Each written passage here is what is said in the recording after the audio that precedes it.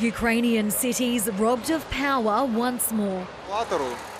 I heard an explosion and the electricity suddenly disappeared.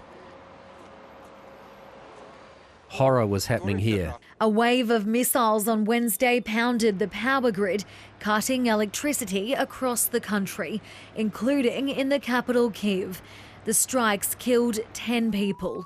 President Volodymyr Zelensky telling the UN Security Council that 70 Russian rockets hit the country in one day.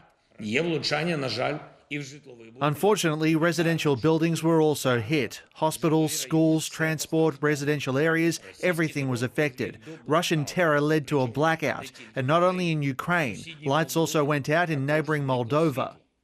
Russia refuting their rockets were to blame. The damage to residential housing and victims among the peaceful population is indeed caused by the Ukrainian air defence systems. In the country's south, a maternity ward was hit in the latest bombardment, killing a newborn. The World Health Organization says at least 700 medical facilities have been hit during the invasion. Its European director labelling the attacks a breach of international law. How can a hospital function without electricity? How can maternity wards function without incubators?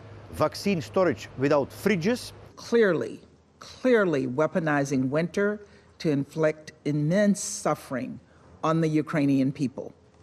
He has decided that if he can't seize Ukraine by force, he will try to freeze the country into submission. Residents are turning to so-called points of invincibility during blackouts. Others are moving to the outskirts of major towns, burning wood to keep warm. Across the country, days grow shorter and the risks are still running high. Sarah Jane Bell, ABC News.